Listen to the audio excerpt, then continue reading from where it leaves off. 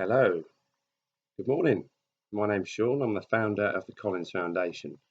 And earlier last week, I said that I was going to put a video on to talk about my mental health and how it's made me feel over my young life into my adult life, and also about the sorts of things that have happened to me, the sorts of things that I've had experiences of with the GPs, with medicine, and even with drugs and alcohol and all those sorts of things. So I have a little list here of questions that I wanted to answer to you guys and to also give you a chance to answer the same questions. So, what contributed to my mental health? Many things, really.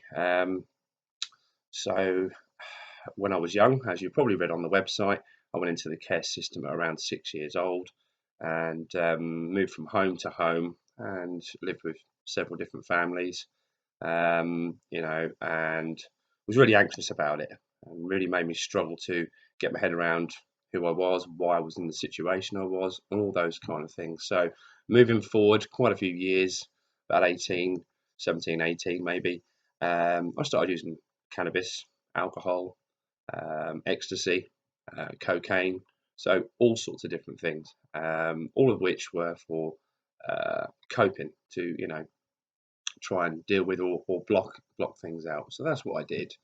And yeah, later on in life, it really did cause me a problem with cannabis psychosis and things like that. Now, since then, and very recently, in the last sort of year or so, I've stopped using everything. I have the odd drink, but I do it socially, a bottle of wine or a glass of beer, that kind of thing, but nothing, nothing to excess, basically. So what treatment have I had? Well, I've spent years going to and from the doctors, and generally I feel that doctors don't really have an understanding unless it's a specialty of theirs.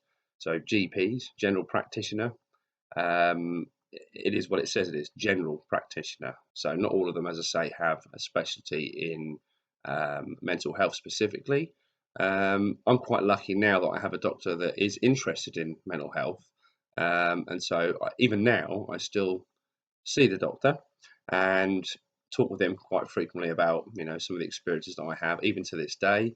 But the work that I'm doing now is actually really helping me combat my mental health. I basically suffer now with anxiety, sometimes social anxiety, and I think all of us to a degree have that as well. When you're in a situation, even when I take my kids to school, people sort of looking at you, all those sorts of things, and we all, I think, feel it at any time, maybe going out to a pub or club or all those kind of things. So again, that's some of the experiences that I have. So going back to the GP, in the past, I've gone to a GP and said, I'm stressed, I'm anxious, talked about my experiences through my life like I am now. And the easiest thing that I find from their point of view is to prescribe citalopram, for example, antidepressants, and then they'll refer me to cognitive behavioral therapy, CBT, which you've probably heard of, perhaps some of you haven't, or some sort of therapy, talking therapy. And I often found that I waited so long that I just wasn't interested. I lost interest in it and then went back into my usual sort of coping mechanisms, which was to smoke lots of cannabis and drink alcohol, all those sorts of things. So, yeah. So, what could GPs do differently? It's a really tough one to answer, I think. But I guess it's about listening, and everybody's different. Everybody experiences mental health in a completely different way. We're all individuals, and I think that first of all, GPs just need to listen more, and not be so quick to prescribe antidepressants.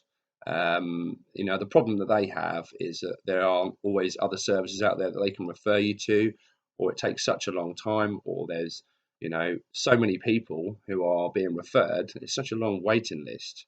My experience of it is waiting anywhere between 6 weeks and 18 months. There's no kind of set time limit on it.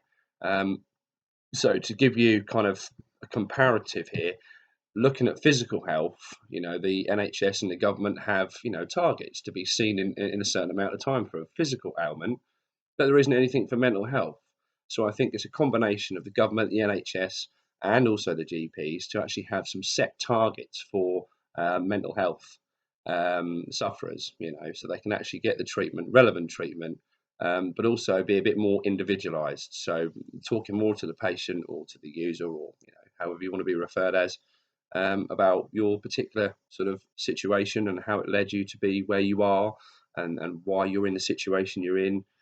Mental health is massively difficult. It's really, really difficult to kind of deal with. But if we don't start, dealing with it now, then it's never going to happen. What's really positive for me is that there are so many people out there now. I speak to people through social media, whether it be Twitter or Facebook, or even on the phone, or even in the community. So many more people are now starting to talk about it, and that is a great thing, but it needs to be more. We all need to start thinking we all have mental health. How good is yours? That's my question.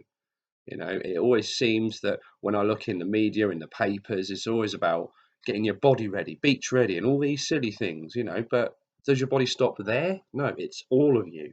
It's your whole body.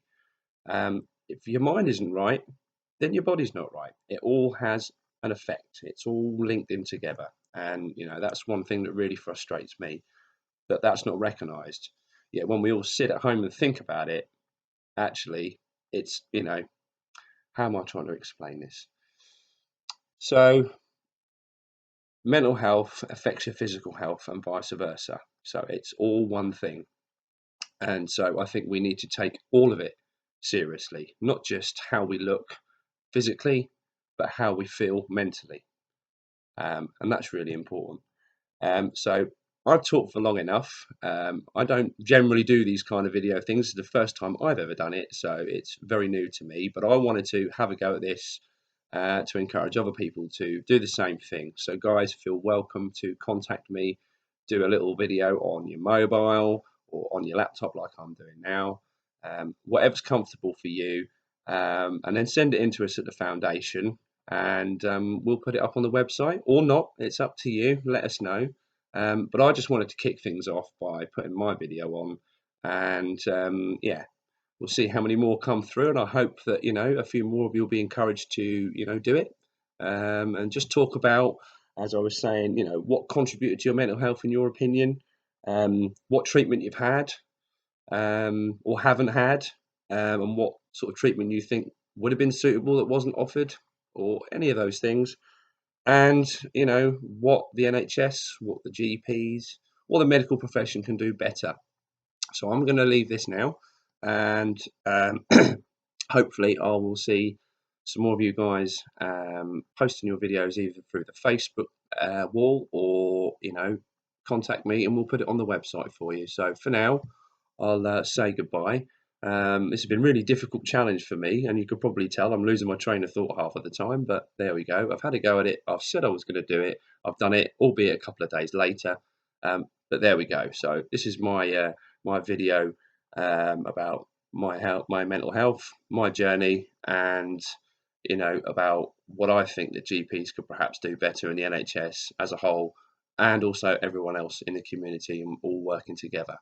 So I'll leave that now, and thanks very much for watching, guys.